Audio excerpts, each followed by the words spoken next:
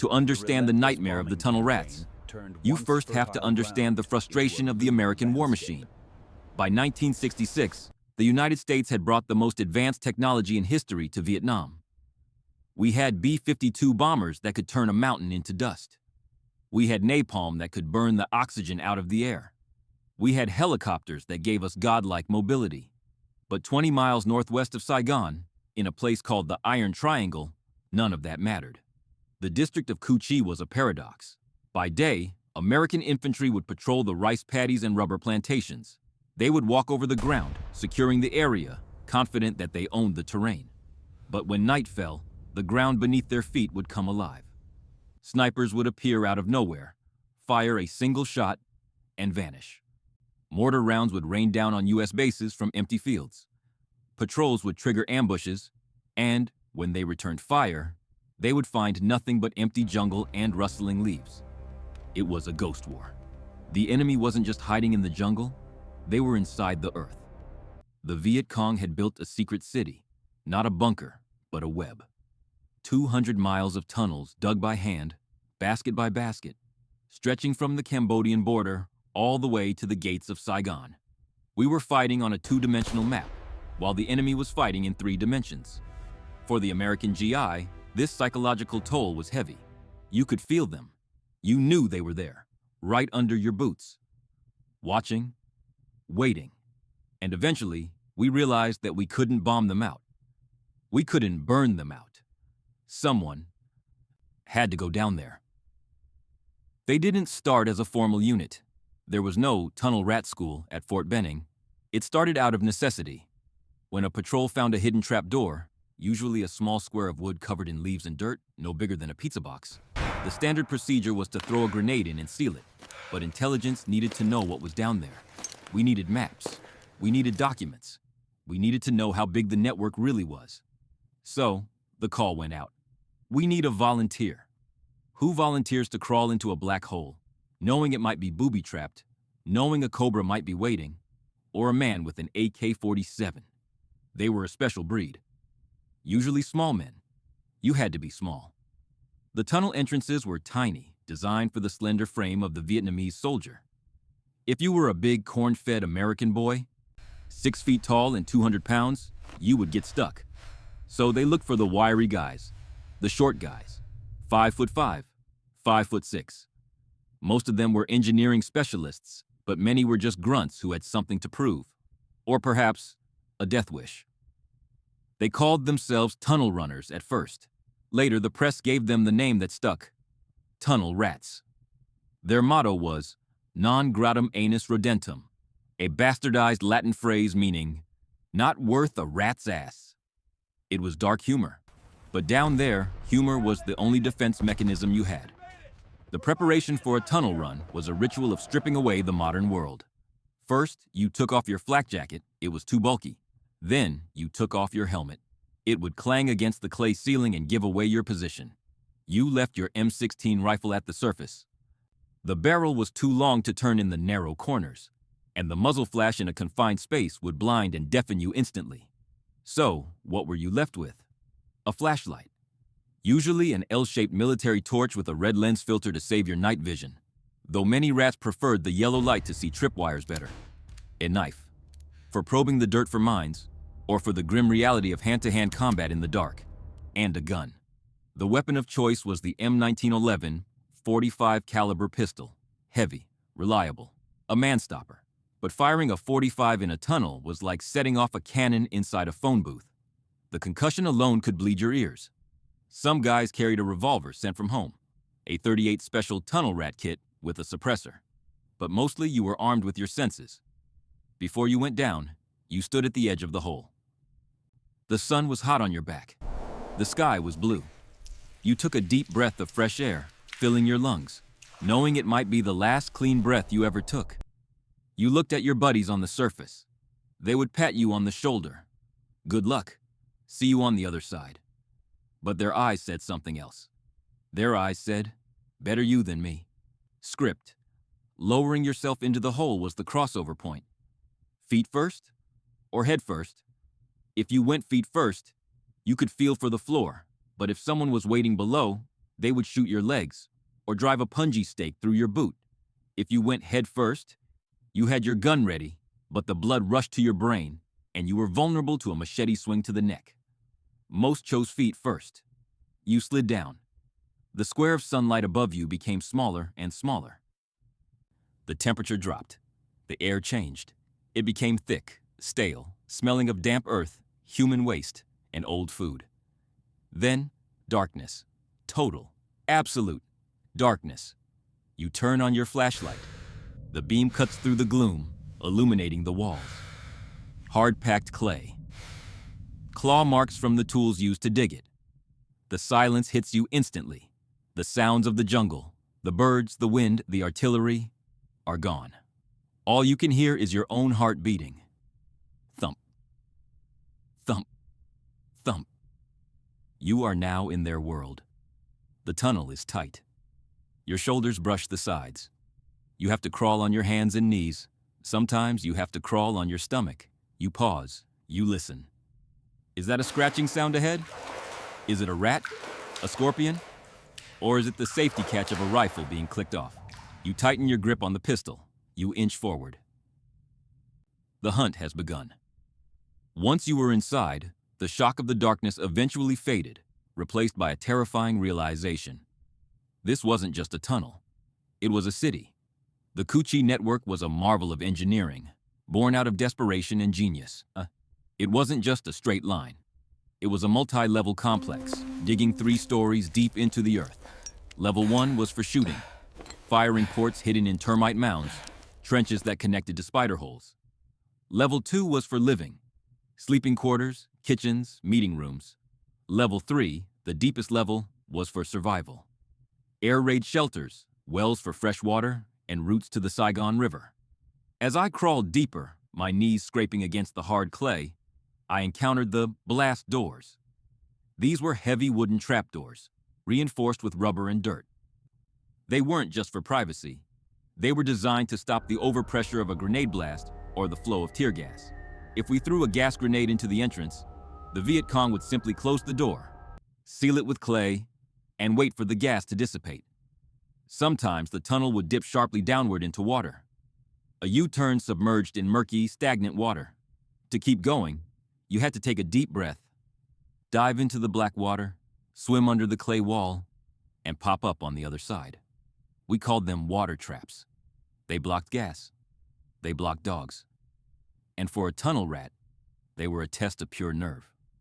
You never knew if you would come up for air on the other side, or if a pair of hands would be waiting to hold you under. About 200 meters in, the tunnel widened. I could actually stand up, hunched over, but standing. The air here smelled different. Not just earth, it smelled of rubbing alcohol, old blood, and sickness. I swept my flashlight around. Shadows danced on the walls. I had stumbled into a field hospital. It was empty now, evacuated minutes before we arrived. But the signs of life were everywhere. There was a table made of bamboo crates. On it, a discarded bandage soaked in red. Glass vials of medicine, some stolen from U.S. supplies, some French, some homemade, lined a shelf dug into the dirt wall. I saw surgical instruments made from scrap metal. Specifically, I saw a scalpel made from the jagged metal of a downed U.S. aircraft. The irony hit me hard. They were using our own bombs to save their lives. Imagine performing surgery down here. No electricity. Only the light of a candle or a bicycle generator. The heat would be unbearable. The risk of infection 100%. Yet they did it. Amputations, bullet removals, childbirth. It felt like walking through a tomb that was still warm. I touched a kettle on a small stove. It was still hot. They were here, just minutes ago. Further down, I found the kitchen. You might wonder, how do thousands of people cook underground without suffocating, or without the smoke giving away their position to American spotter planes? The answer was the Huang Cam stove. It was brilliant. The stove was dug deep into the floor. The smoke from the cooking fires was channeled through a series of long underground pipes. These pipes acted like filters, cooling the smoke down.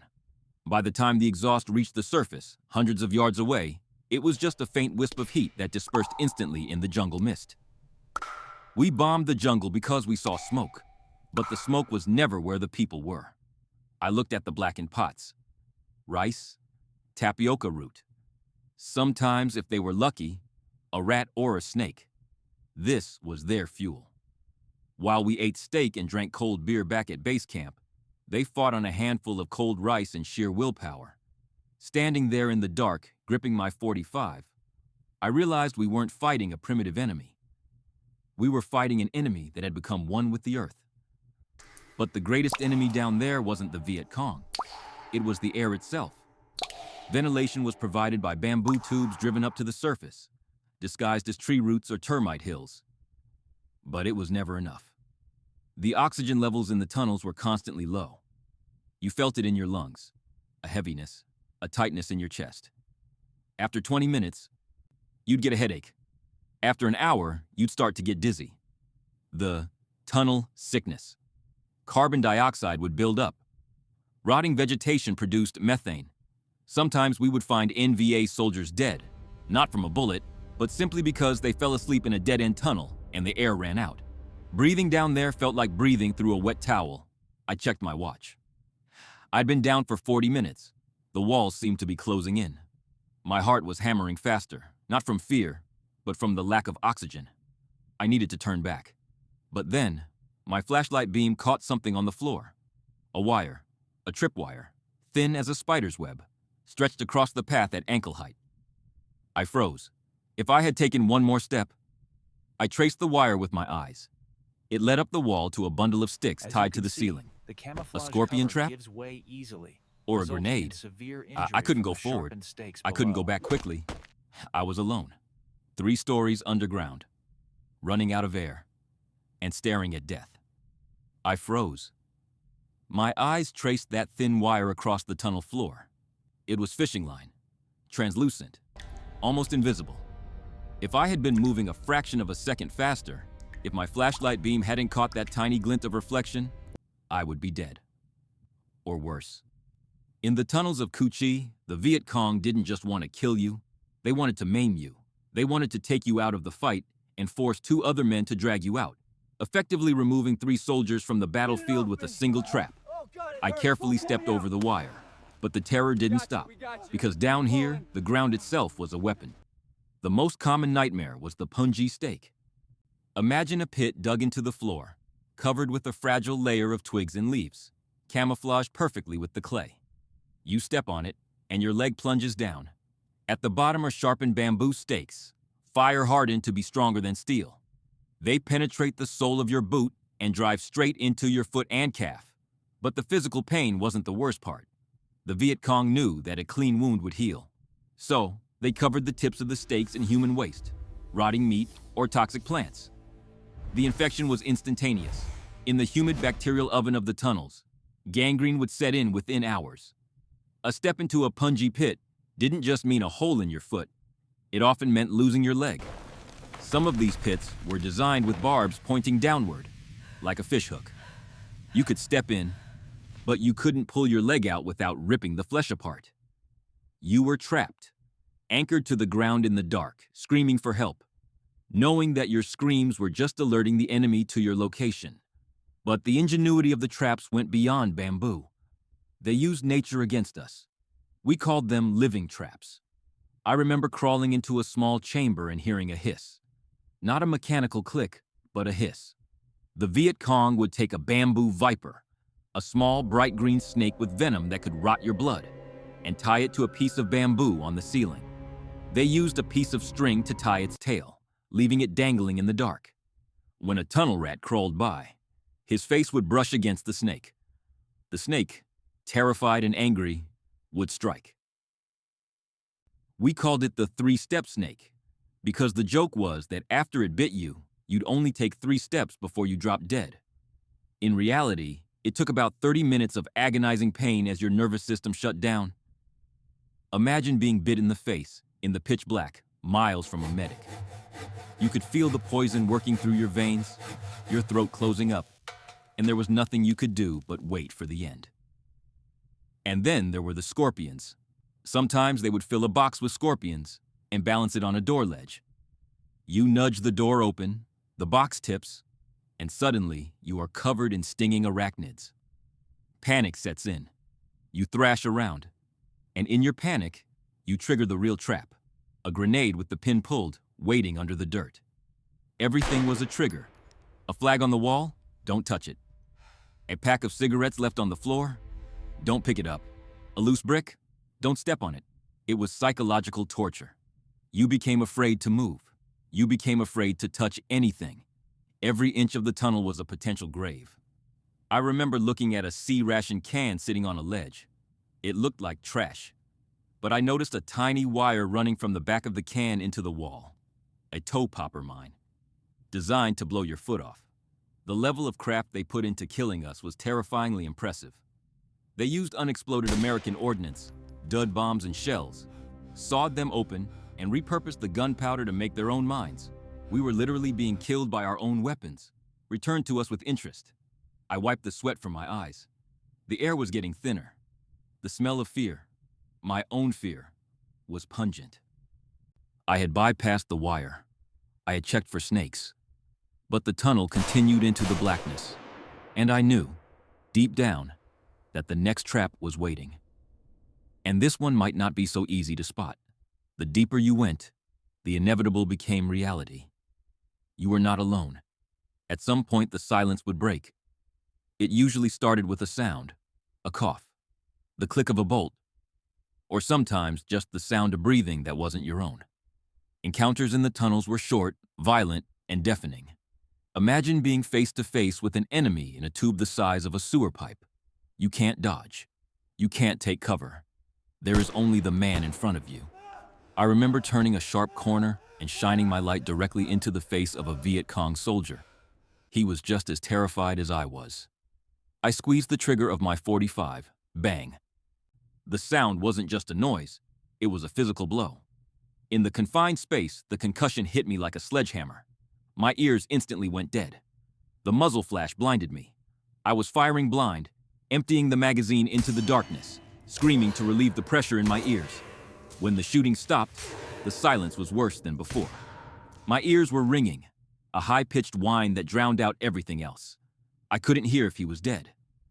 I couldn't hear if more were coming.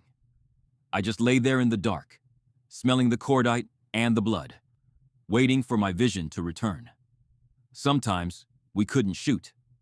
If the tunnel was unstable, a gunshot could cause a cave-in, burying us both alive. So, we used knives.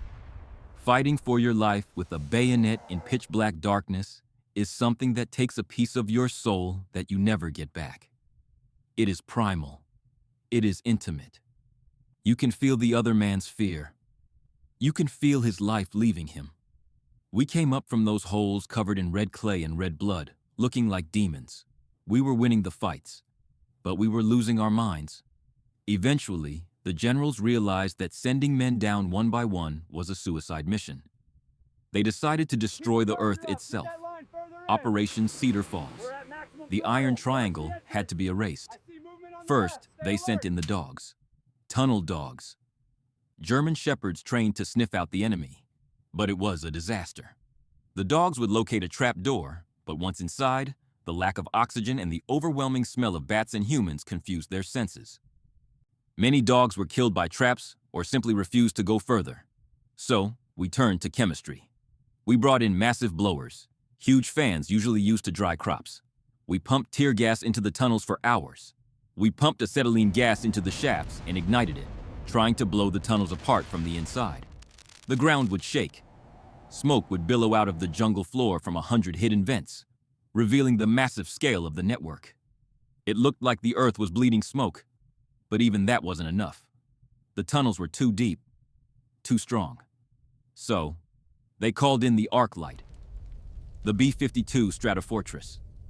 3 bombers, flying at 30,000 feet invisible from the ground, each plane carrying 30 tons of high explosives. When an arc light strike hits, it feels like an earthquake. The ground turns to liquid. The shock waves travel deep into the earth, collapsing tunnels, shattering eardrums, and turning the complex maze into a mass grave. We walked through the aftermath. The jungle was gone. It was just a moonscape of craters and splintered trees. We thought we had destroyed them. We thought the tunnels were dead. But we were wrong. At night, from the bottom of the craters, they would crawl out again, digging, rebuilding, moving supplies. The tunnel rats of Cu Chi taught us a hard lesson. You can destroy the land, but you cannot destroy the will of an enemy who is willing to become the land itself. I survived my tour. I made it back to the world of sunshine and open spaces. But even now, 40 years later, I cannot sleep in a room with the door closed. I cannot go into a basement.